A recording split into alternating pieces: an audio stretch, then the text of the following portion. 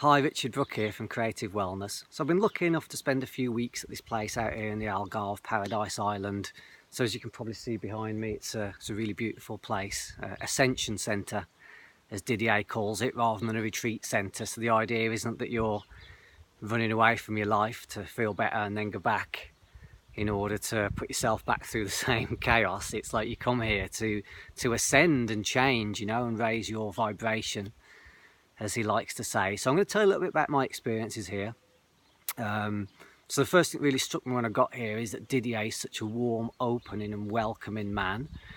And that in itself is incredibly impressive, because you often might meet people who've got some kind of impressive resume, maybe they know a lot of things. But this guy is impressive just in his demeanour, like his demeanour and how kind of loving he is, not just to other people, but just life in general, and the animals that are here. He's a guy who's just full, basically, of love, genuine warmth and generosity and kindness to people. It's obviously also a really beautiful place to be. It's really harmonious, so that also facilitates a real ease for you to kind of go in and maybe work with things that have been locked at the back of your mind somewhere you've not really been looking at or dealing with.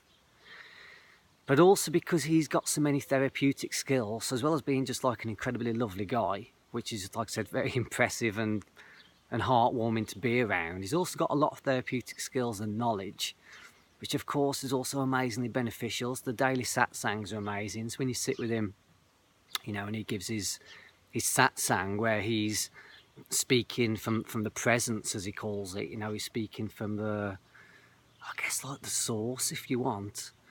So not really in his personality, he's bringing some other level of intelligence through him.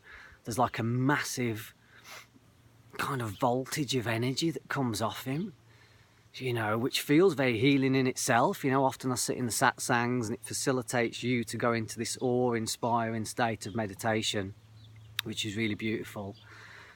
So that is healing in itself. And obviously other things you can just speak to him about, and he does his hypnotherapy and just such a wide, knowledgeable awareness of things that it's just great.